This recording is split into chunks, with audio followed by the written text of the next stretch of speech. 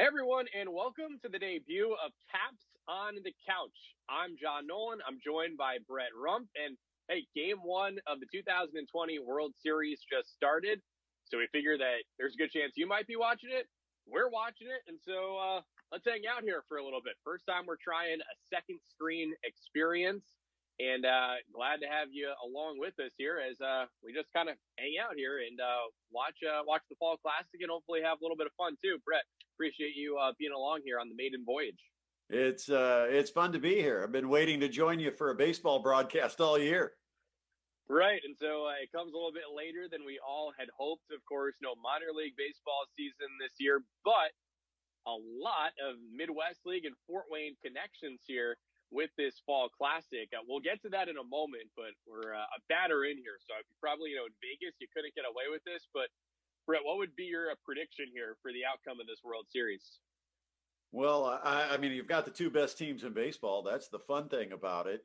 It's not often that the two best teams are the hottest teams when you get to the playoffs. I think with the short season, though, everything kind of played out and everything went chalk. So I think it's going to be a good, tight series, two competitive teams.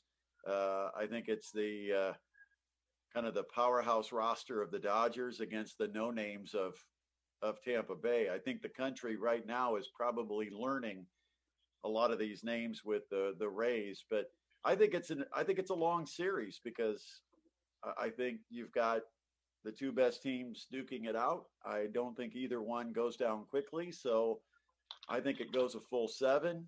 And if it gets to the late innings in a tight Game 7, I'm going to go with the Rays.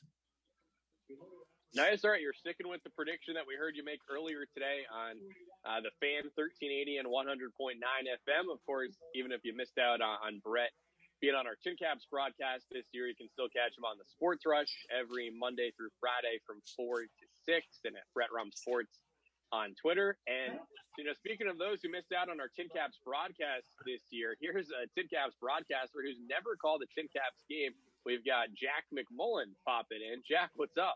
Guys, I feel like I've done everything except call a real Tin Caps baseball game to this point, right? Yeah, for those of you who are with us on Facebook and YouTube, you do have familiarity with Jack as he joined me throughout the spring and summer for our virtual Tin Cap season as our video production team member, Zach Webb, had an unbelievable undefeated season via PS4, MLB The Show 20. And so, Jack, yeah, you got to call a lot of Fernando Tatis Jr. home runs this year, just not the real thing. No more. I know we had a couple of Hunter Renfroe bombs too, so that's what we're excited for. And we got Renfroe on deck right now in the top of the first inning here in Game 1 of the World Series. So we got Jack tuned in right now from the Chicago area, but we'll give you a plug here as well for those of you around here in Fort Wayne, and especially for our Ball State Cardinals fans. Jack will be a member of the Ball State football radio broadcast crew as they start their season, in less than a couple weeks at this point. And then we'll also be the voice of Ball State women's basketball, just a little bit over a month away from tipping their season off. And then who knows, hopefully at some point I could get around to calling a real Tin Caps game. But in this case right now, we'll have Hunter Renfroe coming up. And yeah, this is loose, so don't mind me. I'm not trying to be rude here, but I'm going to turn away from the screen just to pull up our comments, see if anyone's chiming in. That's an open invitation for anyone watching on Facebook or YouTube here to say hello. And for right now, we'll say, do you have any memory of Hunter Renfroe playing here during the summer of 2013? He was drafted in the first round by the Padres out of Mississippi State that June, and then by August was here in the Fort and had a postseason run with the Tin Caps. They made it to the final game of the Eastern Division Championship Series that year. He had a big home run, actually, in what wound up being the final game of the season in the playoffs. Ironically, it was Joe Ross, who won a World Series last year with the Nationals, who gave up what proved to be the dagger in that 2013 Caps season. I remember when Hunter came up just after being drafted and being a college guy, how the ball just jumped off his bat. A lot of times you see the difference physically with the guys that come out of college versus the guys that are out of high school, the 18, 19-year-olds, and just how the ball exploded and jumped off his bat. And unfortunately, that was actually before we started to talk a lot about the exit velocity. So we didn't have numbers associated with it, but you just knew that the guy had power, and he had some sticking power that was going to get him at the major league level. Yeah, now he has stuck. He had a pretty somewhat of a breakthrough season last year with the Padres. Wound up being traded to Tampa Bay in the off season, and not hasn't been in the lineup every single game, but in that wild card round, he had a big grand slam that spurred them. Had some impressive catches as part of the amazing defense Tampa Bay plays in that last round, and even had not one of his hardest hit balls. He had a 2-run double as one of the wins for Tampa Bay last week.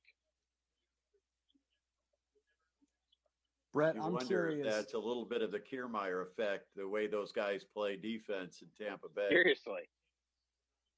Brett, I'm curious because I remember, I was 11 or 12 at the time that Hunter Renfroe was making his way out of Mississippi State. But you talk about the difference between the college guy and the high school or Latin guy maybe that is signed when they're 15, 16. There was a huge difference between him and the rest of college baseball too. So was it obvious when he got there that this is a legitimate future Major League Baseball player just because he's huge and he shouldn't be yet? Yeah, he was. I mean, that's the thing is the physical maturity between a guy 18 and a guy 22 is huge. Mm-hmm. It's kind of like, I don't know if you remember Kyle Schwarber in college. Schwarber's that same kind of thing, had that physical body, just hit the ball with more authority than almost anyone else in college baseball at the time. And I wish for the Cubs' sake, he would hit it more often than he does. Cubs had their own offensive issues this year, but I would say Renfroe was that same type of hitter coming out of college. I noticed early with Kershaw, and this is one of the things, a lot of times they say, get to these guys in the first inning. That's your best shot at them when you've got a good pitcher. One thing about pitching is you have that extra adrenaline, especially in a World Series game 1. And a lot of times it makes you overthrow that curveball. And Kershaw's curveball is such an important pitch. And the one thing you have to remind yourself is to settle yourself down, slow yourself down, and allow that curveball to do the work. Otherwise, you overthrow it, and it doesn't have that same break. It hangs at the top of the zone, doesn't have that sharp drop. We heard a little bit about that with David Weathers when he was talking about Ryan going out there, and he could tell he had that little extra juice flowing. Yeah, and for anyone who missed it, actually, that was a really great conversation that Brett had with David Weathers about Ryan, who had the crazy rise from being a tin cap last year and honestly going through the growing pains that a lot of guys go through in their first full professional season, and yet rebounded in a big way to make his big league debut with the Padres against the Dodgers, game 1 of that divisional round series here in Texas as well. And before we get too deep here, let's go back to you, Jack. Do you have a prediction here for this series? That's a wonderful question. I'm really excited to watch both these teams do what they do best. And I am a total fiend for quality pitching, and it doesn't get any better than Tampa. You run Glass now out here game 1, you see Blake Snell, Charlie Morton soon. And then any guy that you've never heard of in their bullpen is fantastic. So my gut tells me never go against pitching, but I just feel like Dave Roberts, when he's screaming, "This is our year," I feel like this is actually his year. He's missed twice. Let's get him one, finally.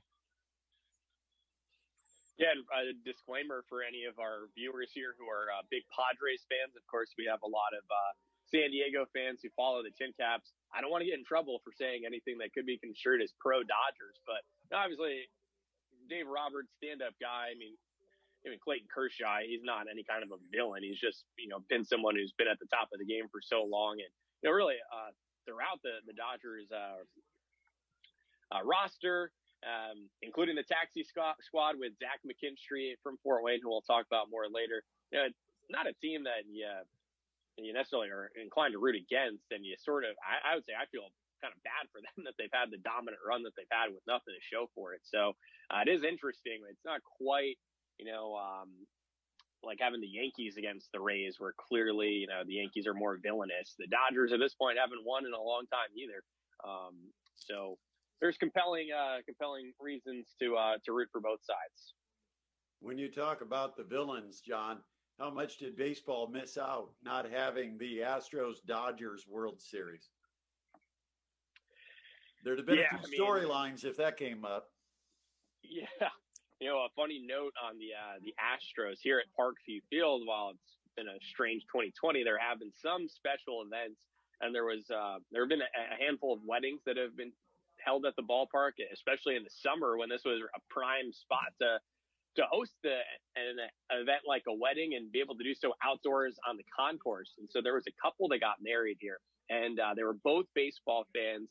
I believe the bride is a Cubs fan, and the groom is actually from Colorado. I think he was a Rockies fan. So they had something of a baseball-themed wedding, which included, Brett, you would appreciate this, they actually had Jim Shovlin do some PA at the wedding as he introduced not the starting lineups, but the bridal party. And then a touch that I liked was that every table, instead of being dubbed, table 1, table 3, table 5, etc., every table instead was marked by a small pennant for just about every major league team. So you had your Cubs table, your Reds table, your Yankees table, and your Tigers table. And then the pennant for the Astros was placed on one of the garbage bins on the concourse. So that was a picture. I had to take a snap of that one. Appreciated that humor for the wedding. So what was your pick, John? I didn't make one, but I'm going Dodgers in 7. I'm hoping it goes the distance. Want as much baseball as we can squeeze in here. I tend to agree with you though. While Dodgers do seem to have a little bit more, they're not invincible. I mean, they don't know who they're going to start tomorrow. I know in this day and age, it's, for both sides, they really exemplify how you don't have your typical 5-man starting rotation or the postseason 4 guys, but they both kind of have to piece it together. In some cases. So I've got a little bit of a rooting interest in Mookie Betts winning MVP in this series. Brett, is there anything that you're maybe watching for? I know you're an analyst of the game. Were you crunching any numbers ahead of time? Well, I can tell you this, that I am very, very intrigued by how this at-bat by Mookie Betts turns out. I will say... Geez, this is going to be a really long series if you're living and dying with every AD.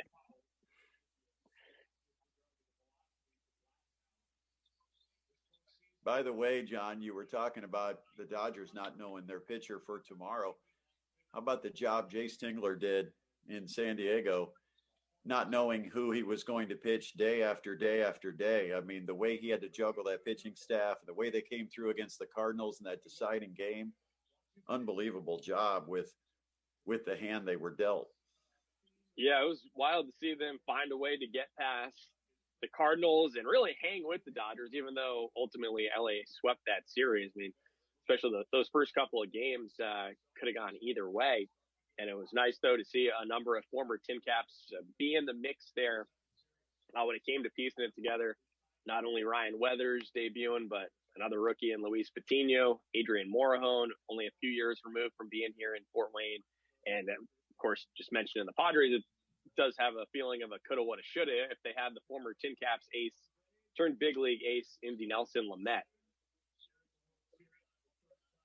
And so we had 46 former Tin Caps in the big leagues in the regular season, with a good portion of those guys playing for the Padres, notably Fernando Tatis Jr. And I'm hanging out here with my Tatis Jr. bobblehead. Air Fernando. Field. Yeah, we got one waiting for you, Jack. Perfect. And 23 guys have appeared in the postseason, and now it's Renfroe in right field here for Tampa Bay as the last man standing. Almost had Tin Cap versus Tin Cap in the World Series, but Max Fried, ace for the Braves, wound up falling a bit shy. Fried, though, he was sort of the heart of the staff for Atlanta throughout this regular season and had some pretty bright moments in the postseason too. Even I'm really impressed at how, even though in Game 6 he gave up 3 runs in the first inning, how he was able to get through 6 2/3 in that one. And he was here in 2013 alongside Renfro. So now we're down to just Renfro, though. But as we've referenced, Kevin Kiermaier, the Tampa Bay center fielder, Fort Wayne native, Bishop Luers High School grad, and then not on the active roster for the Dodgers, but Zach McKinstry, who also grew up in Fort Wayne. It was a guest during one of our summer video game broadcasts. I mean, and Zach's a down-to-earth guy, so even when he makes it, starts to really make a name for himself in the big leagues, I don't think he's going to forget about Fort Wayne, his roots. But same time, crazy how things worked where he had free time early in the summer when there was no big league season yet. So he could get on the phone with us as we were playing with him in a video game. And you fast forward, he made his big league debut later in the season with the Dodgers and has gotten to be part of their bubble. And in case of emergency, if Corey Seager here or anyone else had to go on the injured list, then, McKinstry is, I wouldn't even say a call away. It's probably just like a knock on his hotel room door away.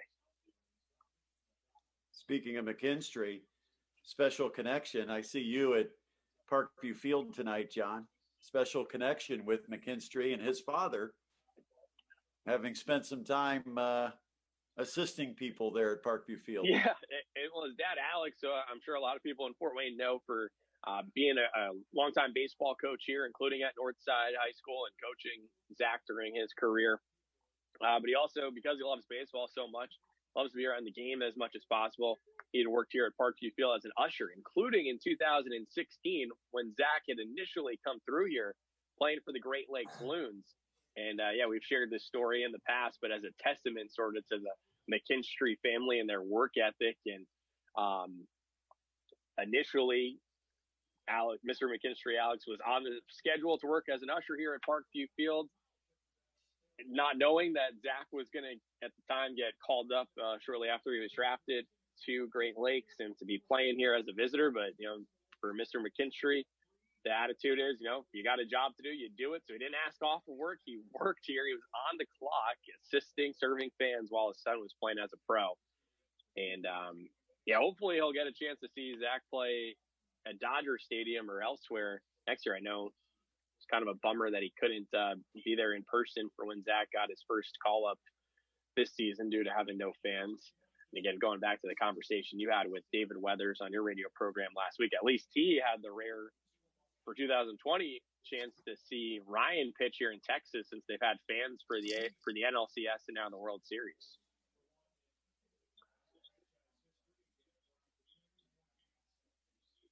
Well, we appreciate those who've tuned in here for our first ever Caps on the Couch. And as I mentioned, I'm here at Parkview Field. Jack's in the Chicago area. And I know, Jack, we were talking before off Zoom. You mentioned it's your brother's birthday today. So happy birthday to him. And I know you got a good family dinner in. Brett's here in Fort Wayne as well. What's your setup? Let's start with you, Brett. You probably consume more sports than anybody that I know. And I know you're voracious in a variety of ways, from watching to listening to reading. Some people might think, though, that you've got like a Buffalo Wild Wings, like 12 TVs set up in your abode. But I know you're pretty simple, just a single TV. Or is that right? My humble studio apartment here, which is one room. But what most people don't realize, and maybe some do, is that every day, this is basically my position when I do the show every day. So this couch is starting to sink a little bit here where I sit. I spend so much time on it. 1380, the Fan Studios right now. I forgot. Yeah, that's right. I joke that this is my home studio apartment. No, I just got the one TV. Now, I do try to flip and get as much sports in as I can. But I do have my other addictions, John. Masked Singer is one of them. Is that competing tonight? No, what's funny is because the World Series is on Fox, Masked Singer, I don't have to make a choice. I can wait. Masked Singer returns after the World Series. So yeah. And for anyone tuned in here, thank you. And we're kind of winging it, so we don't have a set. This isn't real radio or TV where you got a hard start and hard end time. We'll just see how things progress here in the first hour or so, or a few innings of this game. I think I did see that at some point tonight The Bachelor is on. So if Brett leaves the chat, if he exits the chat, then maybe we assume he's tuned into The Bachelor. Same probably goes for Jack there, who I know is a big connoisseur of pop culture.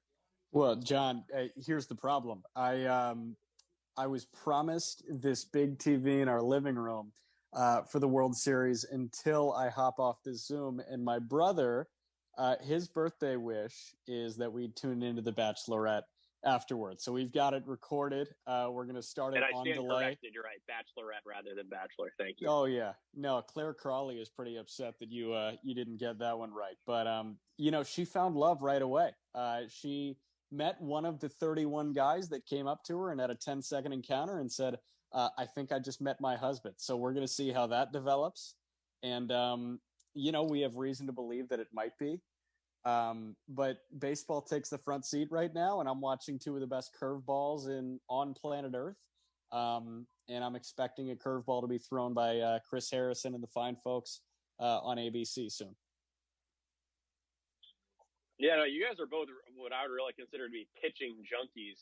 As we, if you don't mind, if I switch it back from Bachelorette talk to baseball here.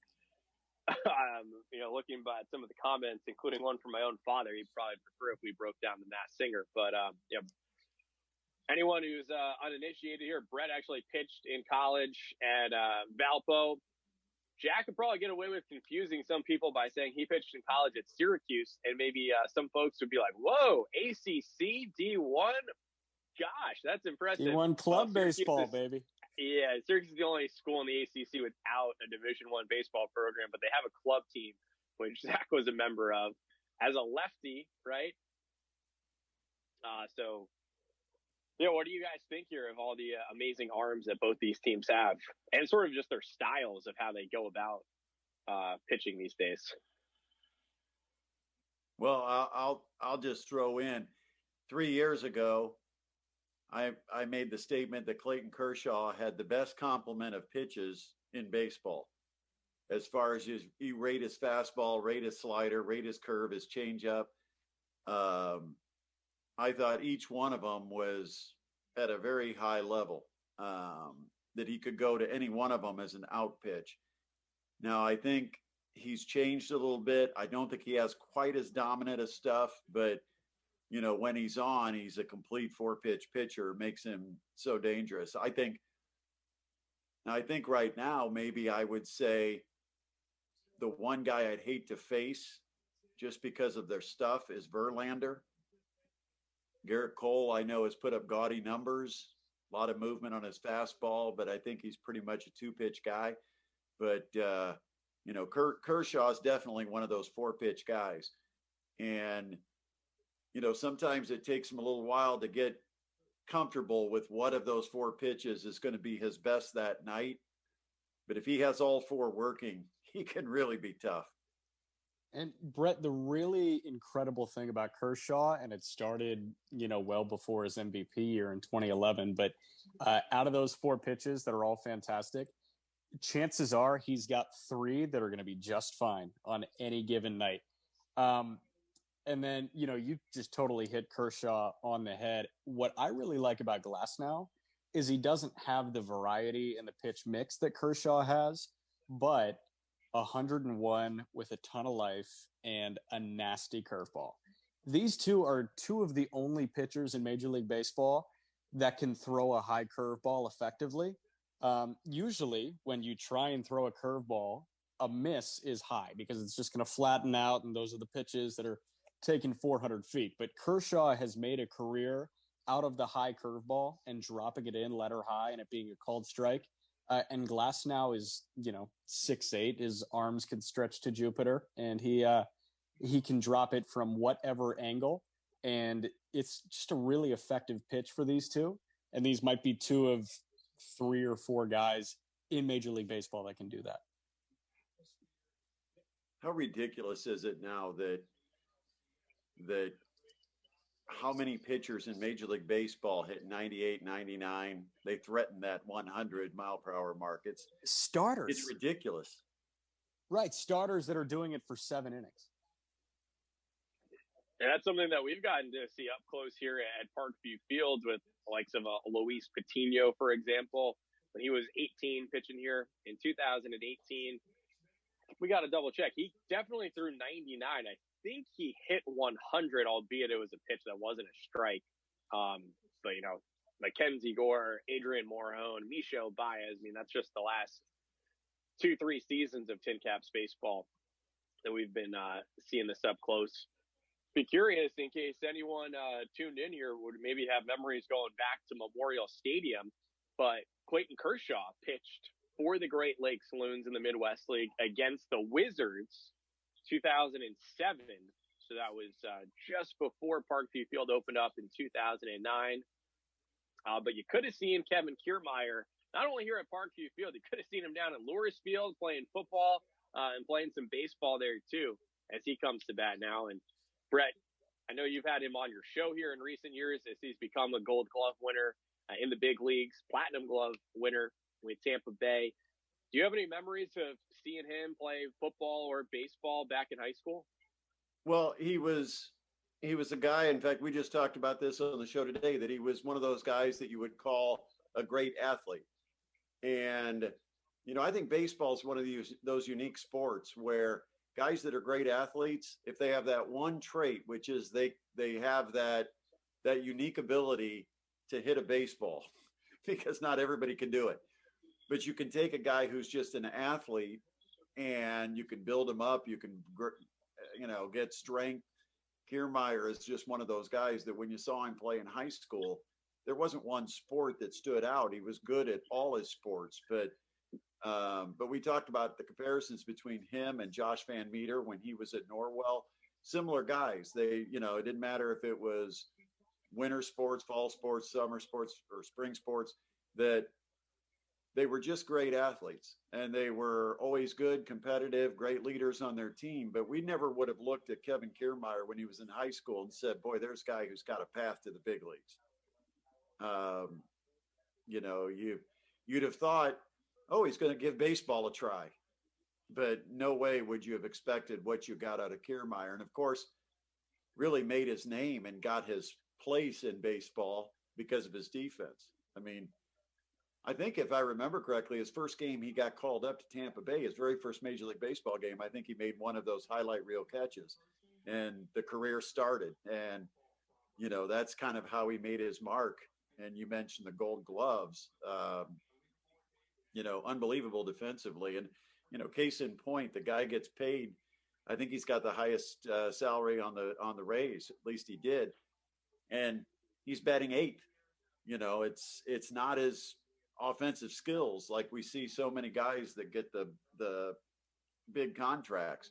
It's his leadership and his defensive ability in center field and how much that is valued, especially in a day and age of analytics. Analytics changes the entire game, and the runs he saves just because of his defense out in center field is as valuable as the runs guys produce at the plate. Yeah, and obviously these two teams come at it from different directions, with the Dodgers being a high payroll team, the Rays towards the bottom. So I think Kershaw might make more in a month than Kiermaier does annually. But Jack, for those again who don't have a chance to know too much of your background, prior to joining the Tin Caps, you had spent the last year at the broadcasting for the Washington Nationals short season team in Auburn, New York, upstate New York. And prior to that, you spent time in the Cape Cod Baseball League, where so many of the top collegiate prospects go. Are there any guys here on either of these teams that you had a chance previously to see up close? Previously, I don't think I'm far enough removed, but a lot of these guys that are making their way through these systems are really interesting.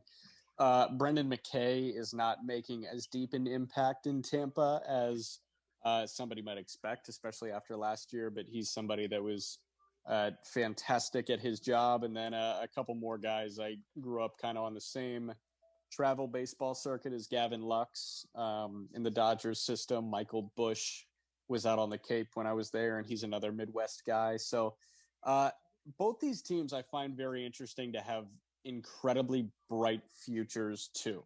It doesn't seem like they're going away anytime soon. And Tampa, of course, you've got the hot rod, Wander Franco from last year or 2 years ago. Yeah, just last year. And I guess there was a rumor today. People thought he's been on their taxi squad. He must have posted something on his Instagram story that led some people to think that he was being called up here for the World Series. Yeah, so I wasn't patch. On Twitter. I was on Twitter, I guess, an hour after you had people speculating, oh my gosh, top prospects getting called up. But yeah, still one of my favorite memories from the 2019 season. And Brett, I think you might agree. It was actually an April game here when it was really nice weather. So that was part of the reason why it was a favorite memory from the season, because it was April and actually 70 degrees for a change. But it was when Ryan Weathers had gotten off to a really awesome start to the season. I think he went 7 innings and only gave up 1 hit, but it came against Wander Franco. And that was cool to see those guys duel. And sure enough, a year later, Weathers, big leaguer, and Franco pretty close for a team that's in the World Series.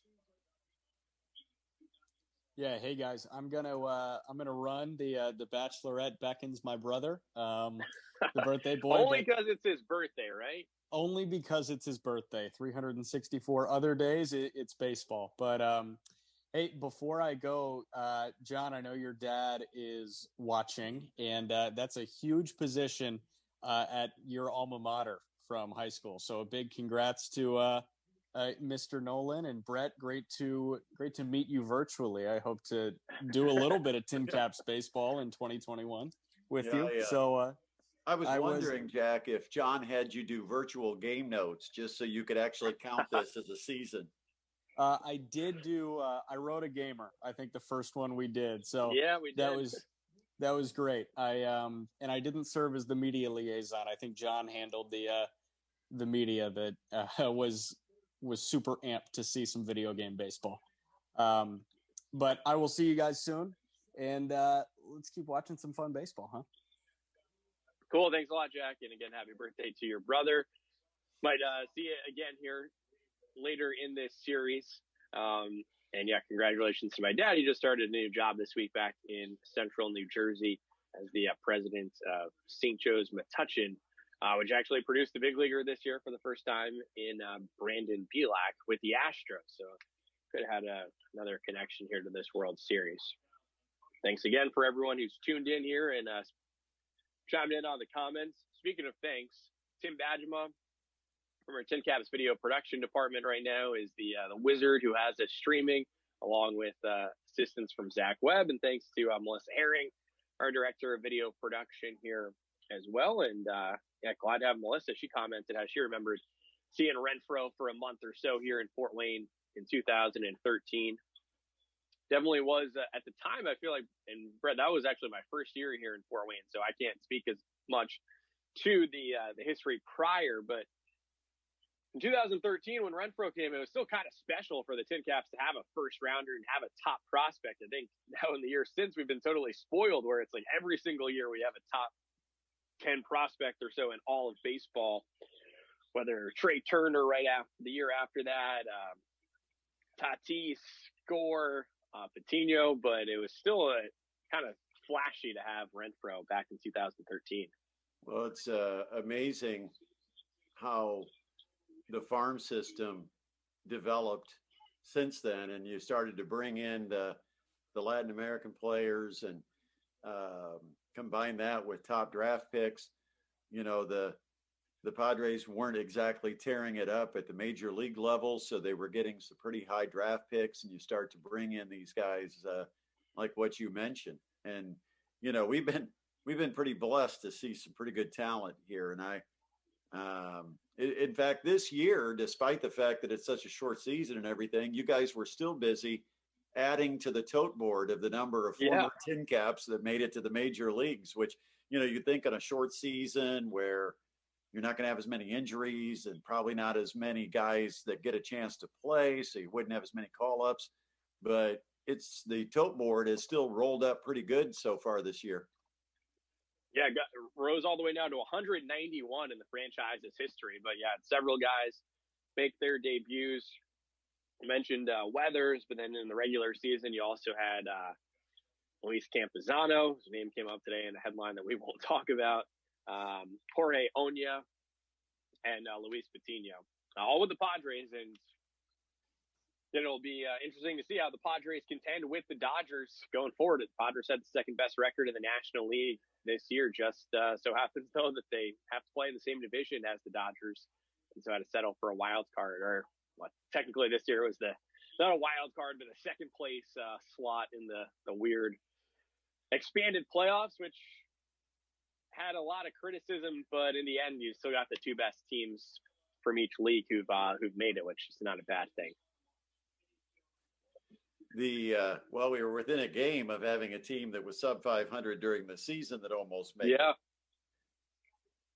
John, I wondered, we always talk about the number of former Tin Caps that have made it to the major leagues. Is there a count on former Tin Caps that have played in the World Series? That's a good question. There is not a count of that. In some recent years, like last year, got to have Trey Turner and Joe Ross win it with the Nationals.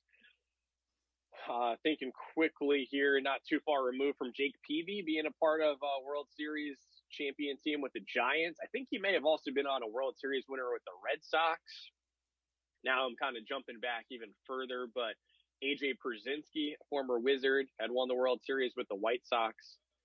As an aside there, it was funny to see. I think this is considered the 25th season for Fox being the home for Major League Baseball in the World Series. And Joe Buck has been the voice for Fox for every year. I guess there were a couple years there in late 90s when NBC alternated on it. So no, NBC had 97 and maybe 99 as well. But in any case, Joe Buck's called a lot of World Series. And so Fox ran a special thing looking back on where their baseball broadcasters were 25 years ago. Because now you've got A-Rod, for example, who's part of the Fox pre and post coverage. So he was young in his career with the Mariners, but they included AJ Pierzynski, who does some games for Fox. Hasn't been on here in the postseason from what I've seen, but he was doing a lot in the regular season. And so they actually shouted out the Wizards because in 96, Pierzynski was playing in Fort Wayne. So that was cool to see. You mentioned Joe Buck, and what a schedule that guy's got. Not only doing the World Series right now, but doing the NFL on Fox, going back and forth between the two. And of course, yesterday they end up with a Monday night game on Fox, or Monday late afternoon game, whatever you call it. I think it's, 9 or 10 straight days he's got a major play-by-play broadcast.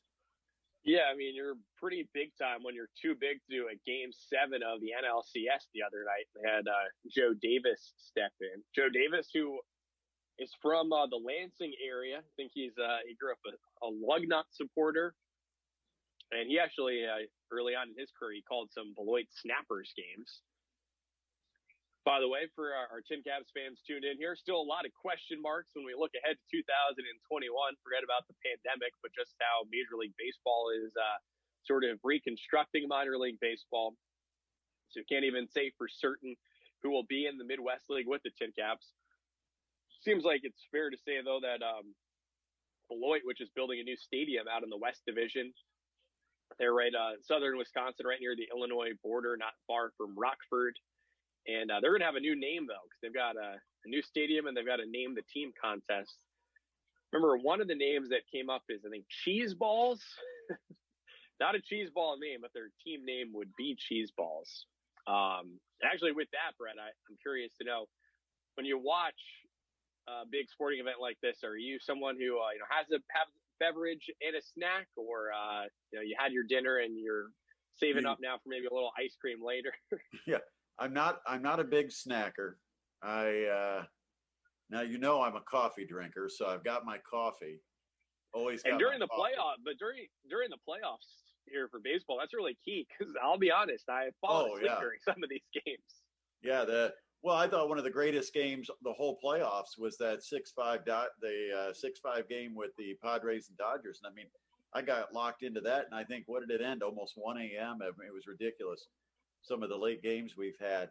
But I did want to share with you, John, because you know me too well, and in case Coach Kaufman happens to come across this, my snack of choice, if I do have a snack, is the lovely cinnamon roll. Nice. That's tasty. I brought some chips with me here, and I kind of went through the bag before the game even started.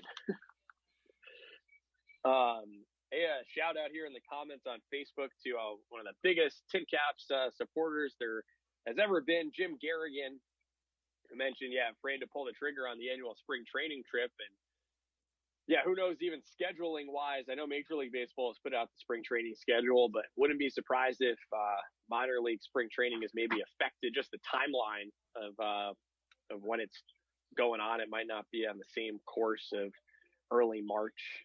Jim also, surprisingly for how nice of a guy he asked you a question, Brett. What was it like pitching to the Babe way back when? Ouch. Jim did not really have you for the jab at Jim, I missed you this summer. You did. You don't threw that comment out, and oh man, yeah, I would show Jim, some old highlight films, but they're all black and white. Yep. Speaking of the Babe, here at Parkview Field on Friday, we had a Tin Caps movie night presented by Lancia Homes, and I know I had seen Jim out here at our first movie night that we had when we showed League of Their Own, but we showed Sandlot on Friday, and appreciate all the Tin Caps fans who've supported us in some creative ways this year. We mentioned before we've had the video game virtual season with Zach Webb dominating, and then fittingly we had like some Midwest League champion t-shirts made to commemorate 2020, and some pretty humorous ones too, like recognizing the Bad Apple Dancers and a few other Tin Caps elements. This one is not live yet. I'm not sure if it'll be announced. Probably not tonight since we're getting late, but probably tomorrow. We've got so here's an exclusive. All you had to do is watch 40 minutes of a live stream here, second screen experience. But we're going to have a special virtual beer tasting. So this will be one of the drinks that is going to be offered. Here's a Bell's Official Pale Ale. That'll be one of 12 different beers, part of a special sampler package that the Tin Caps are teaming up with 5 Star Distributing. And so fans can order that online, pick it up at the ballpark just in time for Halloween, some seasonal craft beers. And we had the meal kits going for a while, and now a little bit of a treat come fall for those who are trying to get their fix of the Tin Caps in some fashion.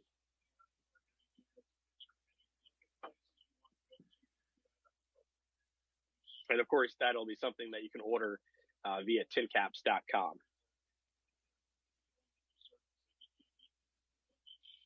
Brett, I know you mentioned you were drinking coffee when we had the movie night on Friday. It was too bad. That was probably the chilliest night that we've had in a long time. Hot chocolate night. April, yeah. There was the bar here at Parkview Field. In addition to hot chocolate, though, they were serving coffee, and they even had a special going with some Baileys in the coffee. Well, so far in this game, and we'll probably wrap this up with the third inning, bottom half of this third inning. But so far, the fine pitching has been on display, and so we'll see if how long Kershaw can sustain this. Since of course he's been someone who hasn't been able to keep it going throughout most of his postseason starts. Yeah, it's interesting. That back seems to flare up a lot of times in the postseason for him, John. And I was mentioning earlier today about a guy that has had a ongoing back problem throughout my life. And I said, the thing is, when you get into stressful situations, where do you feel it? You feel it in your back. And you just wonder if the added stress of the postseason kind of wears on him. And once it gets tight, then you try to throw and something pops, doesn't feel right. You get the spasms. It's been a ongoing problem with Kershaw is that back. And, you don't know how many years he's got left, because if there's anything that's rough on a pitcher is an ongoing back problem that you can't really fix. It just flares up at times. But if they get 6-7 innings, they get things set up pretty well, because you have to remember this series, they're going to have the off days. So, they can probably be more liberal with their use of the bullpen. They don't have to worry about who's going to be ready for the next day and have to go back to back days. They've got that day off on Thursday that they haven't had up to this point. Yeah, that is definitely a factor. Throughout this postseason, the difference in the schedule compared to the past, where you had series with no days off, but now you do get it again here for the World Series. Appreciate Brett joining us here. Of course, you already get your fill of Brett talking from 4 to 6 on the Sports Rush on the Fan 1380 and 100.9 FM. Formerly ESPN Radio, nowadays the Fan. So that'll be a change the next time the Tin Caps are able to have a game on the radio. We'll have to change up the window that we've got here at the ballpark and some of what you would consider to be the quote-unquote imaging along with the radio station. Yeah, and well, I know today it was hard to even squeeze too much of the World Series talk in because the Pacers made news with head coaching change. And despite hearing you say the name several times, I still don't know how to say the new coach's last name. And then you've got high school football sectionals starting up in the midst of Big Ten football kicking off. So, no, it was tough for a sports talk host in some ways to get through an early part of this pandemic. But now it's overload of action. Yeah, I mean, you had two Monday night football games, Big Ten this weekend. Purdue coach Jeff Brom dealing with COVID. You've got, as you mentioned, the high school sectional state tournament starts this week. How about a big shout out to everybody involved with high school football? I know it wasn't a perfect season, but most people, especially you go back to like June, most people didn't anticipate any season. And, we talked about it was going to be a season of discipline, that everybody had a really big responsibility because high school kids are not being tested every day. So, it's a responsibility you have to all of your teammates because the entire team can get shut down if you should, have a carelessness or somehow pick up the virus. And, big shout out because the Summit Athletic Conference here in Fort Wayne finished their 9-week schedule. Not a single game was postponed or canceled. That's a real testament to the kids, the parents, the administrators, coaches, everybody for doing such a great job keeping everybody safe and healthy. Yeah, amazing. And kudos to you and the crew with the Fan 1380 for also all the coverage that you guys have provided. I thought maybe the Pizza Hut post-game show could be in jeopardy this year, the post-game show, we'll just say, at Pizza Hut. So, yeah. Impressive coverage, and looking forward to tuning in here for the state tournament now. I will say we feel kind of important because the Pizza Huts now close at 9:00 and they stay open in their dining room. Not that they can do business, but they leave the doors open and give us a spot there just to do our post-game show because we need a place to broadcast. And so thanks to all the people there and everybody who helps to support us on our high school coverage. But yeah, it's big week this week with the start of the football sectionals. Big Ten football too, finally. Yeah, and right now here, bottom of the third inning. Last now, there's that curveball that you and Jack were breaking down before. So before we conclude here with the bottom of this third inning, do want to see if from our control room we can get our friend Zach Webb. Normally a behind the scenes guy, but he's rocking a really cool Tampa Bay Rays jersey. So I feel like that would be a cool thing to show off. And for that matter, if our producer Tim Badgema wants to jump in here too, some extra company.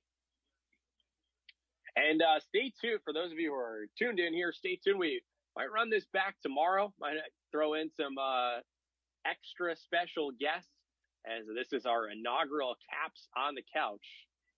Brett's hanging out at his place right now. I swung over to the ballpark. I'm literally on the couch. You're missing the whole theme of the night, John. Yes, I'm just on a chair. I'm caps on a chair. I might go onto the couch tomorrow. If I go onto the couch, though, then I'm going to be probably interrupted by a new puppy, which probably would help our ratings. People would probably much rather see a puppy than me on the screen. Babies and puppies, that helps the viewers. Yeah, that sells. Here we got Tim now. So Tim Badgema, who's got some awesome hair. And Tim, how often now do people ask like, "Oh wow, did you started growing your hair out since the pandemic started," not realizing that you've always had pretty special moss? Right. Yeah. This reminds me of my hair when I first started here in 2014.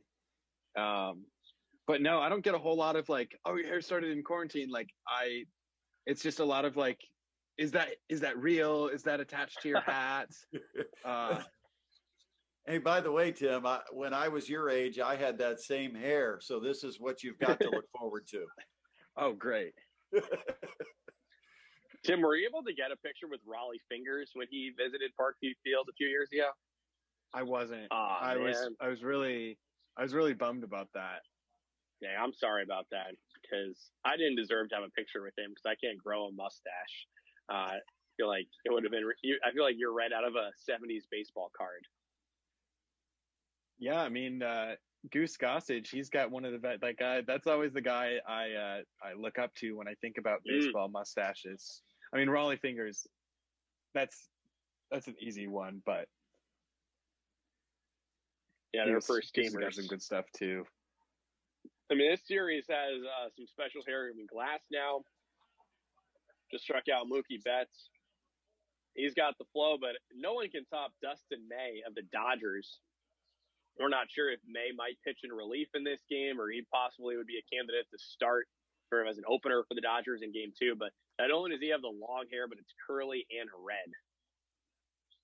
And we saw May with that hair here at Parkview Field in 2017. And the Dodgers are affiliated with the Great Lakes Saloons in the Tin Caps division, and also in the Tin Caps division, the Bowling Green Hot Rods, who've been a longtime affiliate for Tampa Bay. And I don't have, unfortunately, bad job by me. I don't have the roster of all the Midwest League alums in front of me right now. Should have that tomorrow. But both teams are full of guys who, even though Hunter Renfroe is the only guy who is actually a Tin Cap, both teams have a number of guys. Example, Corey Seager, a 2013 Great Lakes Loon. They made a bobblehead for him last year, similar to the bobblehead that we have for Fernando Tatis Jr. Hey, you're on Facebook right now, but after this next out, we're going to sign off for tonight. You might as well click on tincaps.com and buy one of these, not to mention a portion of all sales benefit frontline healthcare workers who are doing amazing work right now at Parkview Health.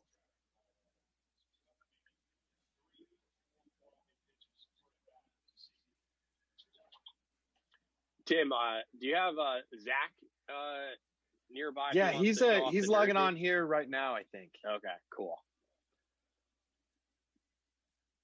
And Jim asking a question. Yeah, great question. How did Fernando fare against Dustin May in 2017? I actually have a memory from 2017 of Tatis hitting a home run off of Dustin May, but then May going on to get through like 6 or 7 innings, and I don't think he gave up another hit that whole start. So that was pretty cool. I think May was 19 at the time. Tatis was 17. No relation between May and Justin Turner. As now elsewhere in our press box, we see Zach Webb, the man, the myth, the legend, who went 140-0 in the Tin Caps virtual season, MLB The Show, and rocking a Kevin Kiermaier jersey. Zach grew up in Warsaw, so 260 or Northeast Indiana repping it. And Zach, you're also Mr. Jersey, right? How many jerseys do you have in your closet? So the number is now at 258. Wow. Not quite 260, but really close. Yeah, I'm getting there. Well, that's the powder blue. I mean, that's just a pretty look, no matter what. And then you throw Kiermaier on there. That is sharp. Oh yeah. I'm trying to figure out, did that jersey only come in like XXX? Actually, right before Nike took over, they were pretty easy to get your hands on. So. Well, looking good, Zach. And once again, thanks to both you and Tim for making this happen tonight, for making the video game season happen too. And glad to be able to connect with some of our Tin Caps fans out there, even if it wasn't as we expected here in 2020, still some way to engage.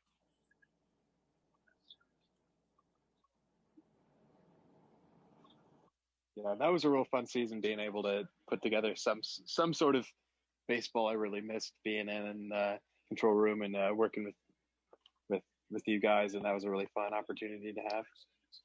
Yeah, and to tie in Zach's Kiermaier jersey, and we were talking about Brett's coverage of high school football, but I'm looking forward to this Friday getting to broadcast the Bishop Luers football game, and we've got Tim on the crew this week for that, so that's one that you can find on YouTube. As we got to get our broadcast in somehow sooner rather than later. We'll hear Brett calling some Mastodons games, college hoops season. I hope to be involved in that too. But for right now, let's treasure the fact that we got this World Series here, and we got to watch it along with you here for the first few innings. 3 scoreless innings. Go figure. Brett, as we say goodbye here, anything for folks to look forward to on the Sports Rush tomorrow? Tomorrow we're going to talk about Indiana football a little bit, and that was really cool to hear Don Fisher on your show yesterday. He's going to join us every Monday at 5:20, and we'll hear from the voice of the Indiana Hoosiers. But we're going to talk a little more in depth about the chances for the Hoosiers this year. It's always been kind of the second-rate program down in Bloomington, but Tom Allen has done a heck of a job recruiting, and they've got a pretty talented roster, and they've got a tough opener against Penn State coming up this Saturday, but I like IU's chances. I mean, it's they've got really solid running backs, receivers, and with Michael Penix at quarterback, it's a team that should be able to put points on the board. So I'm anxious to see this Indiana team get started. We'll have a preview of IU football, among other things, coming up tomorrow. Great. Well, we'll tune in then from 4 to 6 on 1380 The Fan, and then stand by. Who knows? Maybe we join everyone again tomorrow night here at Facebook and YouTube. But appreciate everyone who is a part of our debut episode of Caps on the Couch, made possible by Tim and Zach. Thanks as well to Melissa Herring, our director of video production, Michael Limmer, our VP for marketing. For everyone else with the Tin Caps, for Brett Rump, I'm John Nolan saying thanks for watching and enjoy the rest of Game 1 of the 2020 World Series. We'll see you.